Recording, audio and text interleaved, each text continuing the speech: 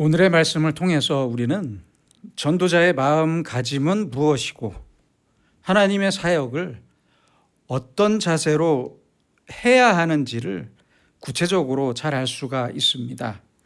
지난 시간에 본 대로 하나님의 제자로서 하나님의 일을 할 때는 가장 먼저 거저받은 마음, 거저받은 은혜를 거저 준다는 마음과 자세가 중요합니다. 우리의 모든 것은 하나님으로부터 거저 받은 것이기 때문입니다.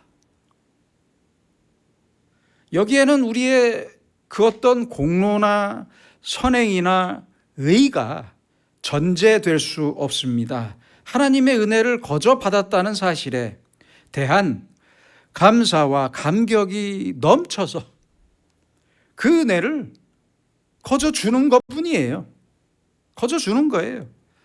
그래서 내가 거저 주는 것을 받은 사람에게, 내가 거저 주는 것을 받은 사람에게 아무것도 기대하면 안 됩니다.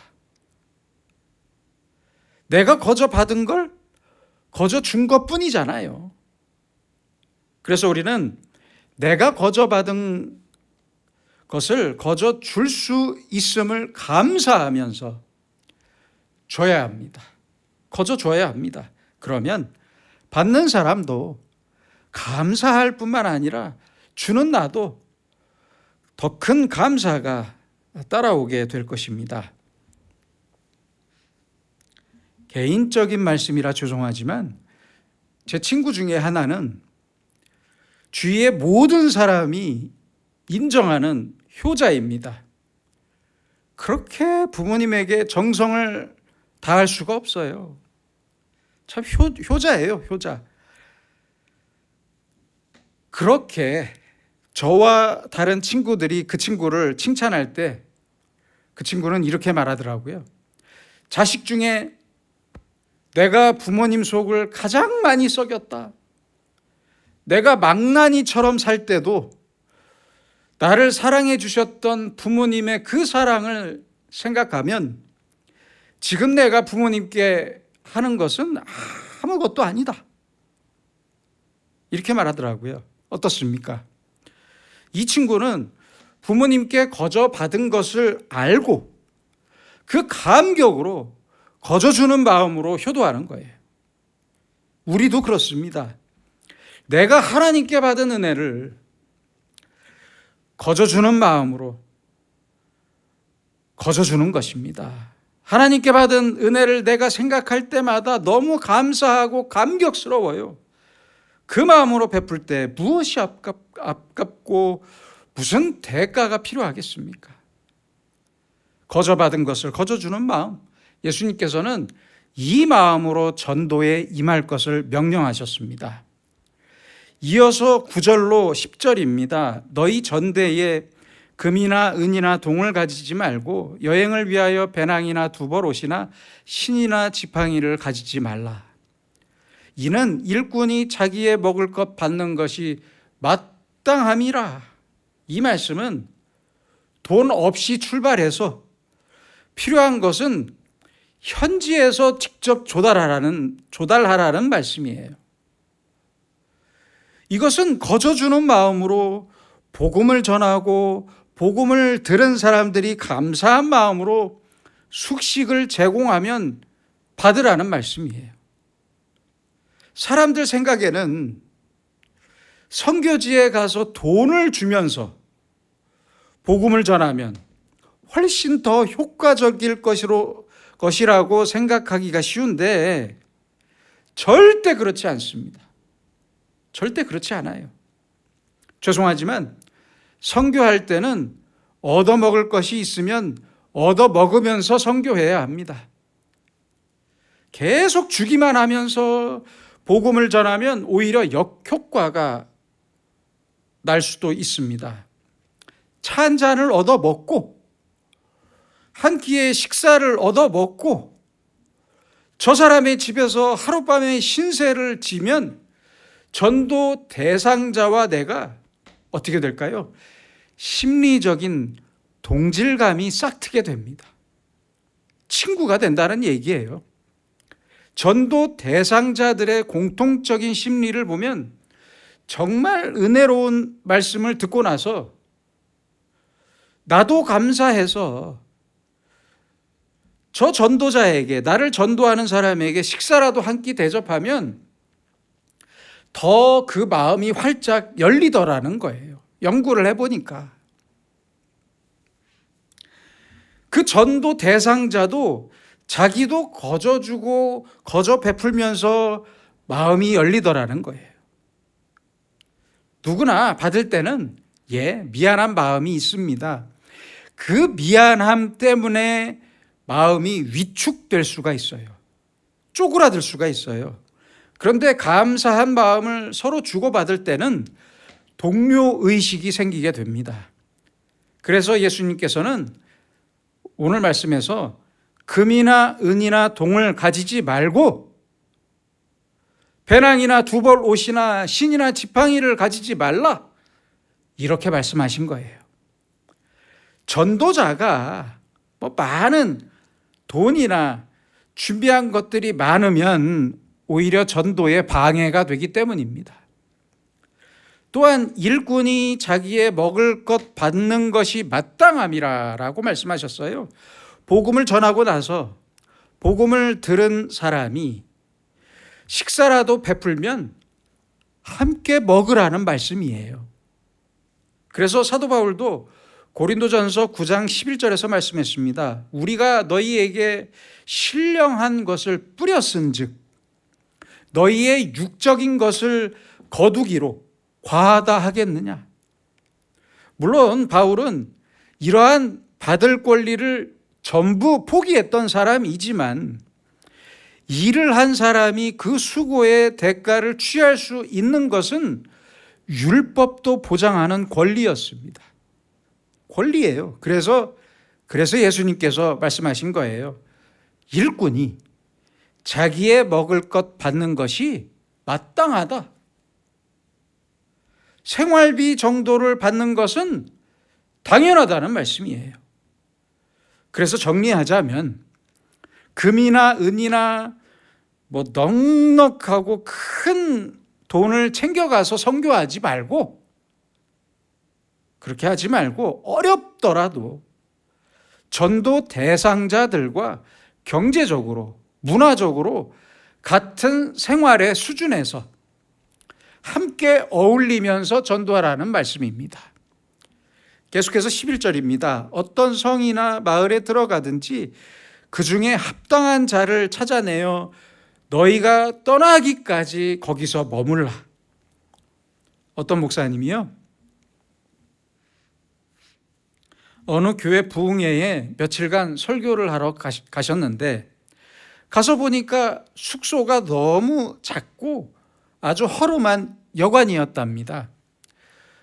그냥 그러려니 하고 잠을 청하는데 담임 목사님이 뒤늦게 알고 찾아와서 더 좋은 숙소로 당장 옮겨드리겠다고 말하더랍니다.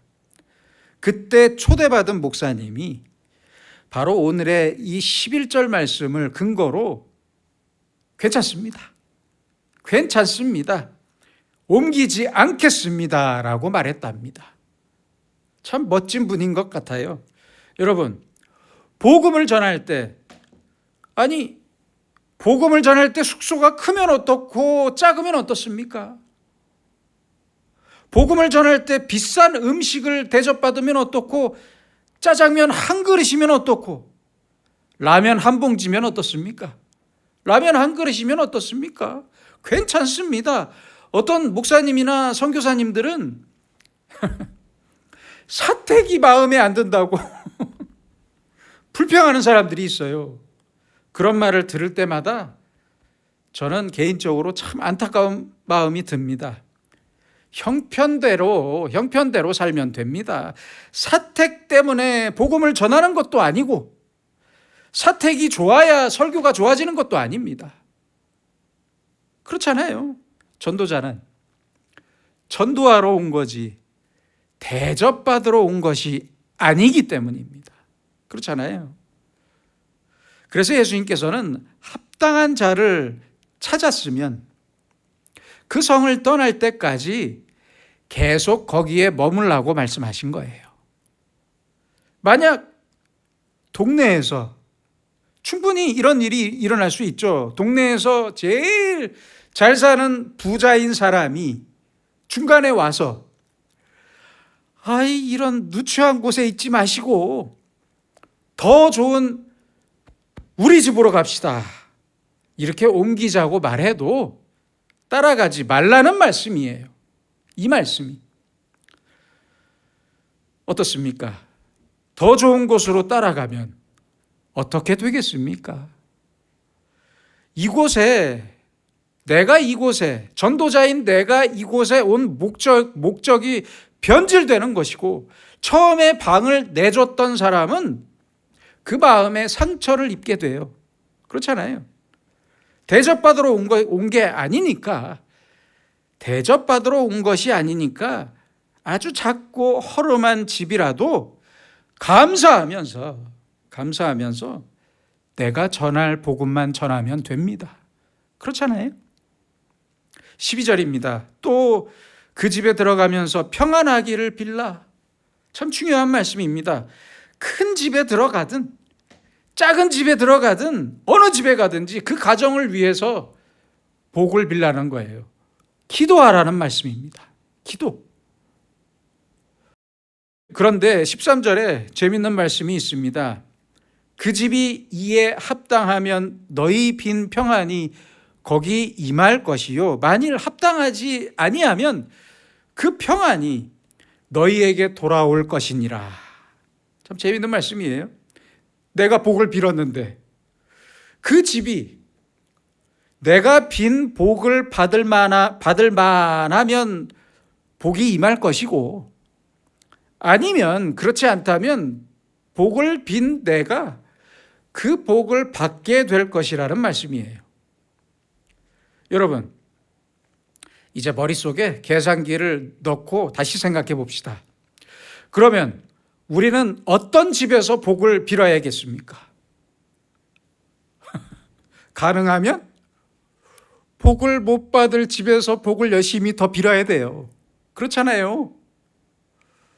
그래야 내가 복을 더 받잖아요. 그래서 이 말씀의 깊은 의미는 바로 이것입니다. 전도자는 대접받지 못하더라도 그 가정을 위해서 반드시 복을 빌어야 한다는 말씀입니다. 그렇잖아요. 핍박을 받더라도, 내가 저 사람에게 핍박을 받더라도, 소금을 맞고 매를 받더라도 그 집을 위해 복을 빌어야 한다는 말씀입니다. 그런데 우리는 대접이 좋은 집에는 복을 열심히 빌고, 그렇지 않으면, 대접이 시원찮으면 복을 빌질 않아요. 그런 마음은 아주 잘못된 마음입니다. 전도자는 이런 마음에 사로잡히지 말아야 하고, 그래서 무조건 누구에게든지 어느 집이든지 복을 빌어야 합니다. 기도해야 합니다. 그 집을 위해서, 그 사람을 위해서 기도해야 합니다. 복음을 증거해야 하는 우리에게는 누굴 비판하거나 심판할 권리가 없기 때문입니다. 없습니다. 아예 없어요. 다만 남을 칭찬하고 남을 위해 복을 빌어줄 의무밖에 없음을 잊지 말아야 합니다. 잊지 마세요. 내가 받는 대접이 좋은 대접이든 아니든 상관하지 말고 무조건 복을 빌어야 합니다. 복을 빌어야 합니다. 오히려 나를 오해하고 나를 비난하고 나를 핍박할수록 더 복을 빌어야 합니다. 대상을 묻지도 말고 따지지도 말고 복을 빌기만 해라. 바로 이런 뜻의 말씀입니다. 만약 복을 받지 못할 사람이라면 그 복이 내게 돌아갈 것이다. 얼마나 중요한 말씀입니까? 계속해서 14절입니다. 누구든지 너희를 영접하지도 아니하고 너희 말을 듣지도 아니하거든 그 집이나 성에서 나가 너희 발에 먼지를 떨어버리라. 이 말씀은 복음을 전할 때 나를 환영하지 않고 귀를 닫거나 나에게 협박하는 사람들을 저주하라는 말씀이 아닙니다. 아니에요. 절대 아닙니다. 다만 내가 할 일만 하고 발에 먼지를 털어버리듯이 아무 미련을 두지 말라는 말씀입니다. 미련을 두면 안 돼요. 내가 전도할 때 내 생각대로 되지 않았거나 핍박을 받았더라도 그 사람들을 저주하지 말고 동시에 스스로 자책하지도 말아야 합니다. 깨끗이 잊어야 합니다. 다 잊어버려야 해요. 그래서 우리가 하나님의 일을 할 때는 우리 마음에 항상 여유가 있어야 합니다. 여유. 내 마음대로 되지 않는다고 실망하지 마세요. 그럴 필요 없어요. 낙심할 필요 없어요. 집착하지 마세요. 우리가 최선을 다해 복음을 전해야 하겠지만 내 뜻에 집착하면서 반드시 내 생각대로 내 노력과 내 수고대로 돼야만 한다고 생각하지 마세요. 그런 생각 버리세요. 항상 여유롭고 겸손한 마음이 있어야 합니다. 호주의 목사이자 신학자였던 제임스 백스터 목사의 유명한 말이 있습니다. His part and our part. 전도에는 분명히 하나님께서 하실 일이 있고 내가 할 일이 따로 있어요. 확실히 구분되어 있습니다. 이 사실을 잊지 마세요. 하나님의 일까지 내 일처럼 생각하지 마세요. 내 일로 생각하지 마세요. 나는 내가 할 일, 내 책임만 다하면 됩니다. 그뿐입니다. 내가 할 일을 다 했다면 이제는 저 가을을 기다리는 농부의 마음으로 기다리기만 하면 됩니다. 기다리세요. 인내하세요. 하나님께서 때를 따라 비를 주시고 햇빛을 주셔야만 곡식을 얻을 수 있습니다.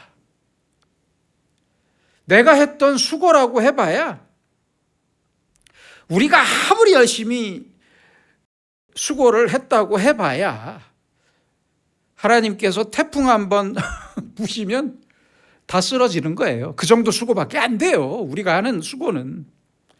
그렇잖아요. 그래도 우리는 우리가 해야 할 일을 반드시 해야만 합니다. 그리고 그 다음의 일은 하나님께 완전히 맡기고 겸손하게 인내하면서 기다려야 합니다. 기다리세요. 직업 또는 소명이라는 뜻의 영어는 vocation입니다. 그 어원은 라틴어 보카레인데 그 뜻이 재밌어요. 요새는 일이라고 하면 내가 먹고 살기 위한 노동만을 생각하기가 쉬운데 그게 아니라 라틴어 보카레는 자신을 불러서 일을 시키는 사람의 요구에 따라 하는 일을 말합니다. 그 요구에 따라서 하는 일을 말해요. 그것이 과거의 직업관이었습니다. 직업관. 여러분, 내가 할 일이 분명히 있습니다. 그래서 우리는 전도해야 합니다. 더 늦기 전에 한 명이라도 더 전도하세요. 그러나 그 결과는 나를 전도자로 부르신 하나님 손 안에 있습니다. 내 손에 있는 게 아니에요. 착각하지 마세요. 내가 그렇잖아요. 내가 전도한다고 해서 다 교회로 오는 게 아니에요. 그렇지 않아요. 다 좋은 결과만 있는 게 아닙니다. 아니에요. 그러니까 전도한 다음에는 미련 두지 마시고 아쉬워하지도 마세요. 다 잊어버리세요. 먼지를 털어버리듯이 다 잊어버리세요. 내가 해야 할 일에 대해서는 최선을 다하겠지만 결과는 하나님께 있습니다. 하나님께 모두 맡기고 발의 먼지를 털어버려야, 그래야 다음 마을로 갈 수 있잖아요. 발의 먼지를 털어버리지 않고 어떻게 다음 마을로 갈 수 있겠습니까? 지금 안 된다고 해서 자책하거나 하나님을 원망한다면 그 다음 마을에 가서 어떻게 전도할 수 있겠습니까? 거저주는 마음으로 열심히 전도해라. 어느 집에 가든지 복을 빌면서 복음을 전해라. 그러나 모든 결과는 하나님의 손에 맡겨라.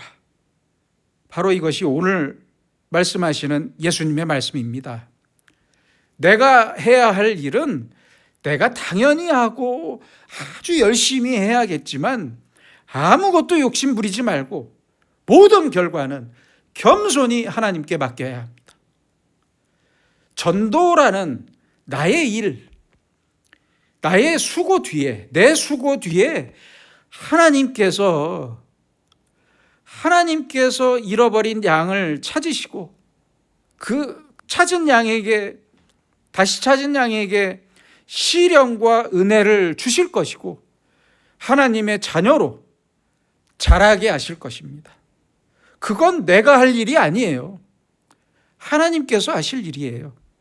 이 놀라운 역사를 위해 우리는 날마다 우리에게 맡겨진 일을 조용하고 겸손하게, 그리고 항상 복을 빌고 기도하면서 저 사람의 복을 빌고 저 사람의 가정을 위해서 기도하면서 하나씩 내가 할 일을 이루어가면 그만입니다.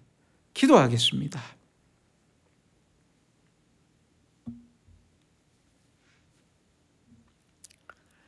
우리를 주님의 사명자로, 전도자로 부르신 주님, 오늘 우리에게 주신 주님의 말씀에 우리의 마음을 비춰봅니다.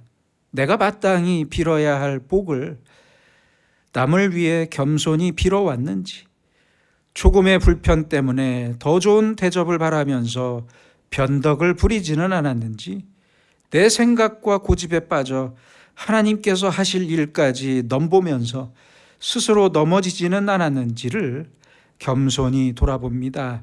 이제부터는 주님께서 나를 부르시고 나에게 원하시는 그 일이 무엇인지를 잘 깨달아 알게 하시고 내가 맡은 그 일을 위해 최선을 다하고 누구에게든지 직접적인 주님의 말씀과 함께 또한 내 말과 내 행동을 통해 주님의 사랑을 증거하면서 다른 사람들을 위해 조용히 복을 빌며 기도하면서 주님의 뜻을 이루어가는 우리가 되게 하여 주시옵소서. 예수님의 이름으로 기도드립니다. 아멘.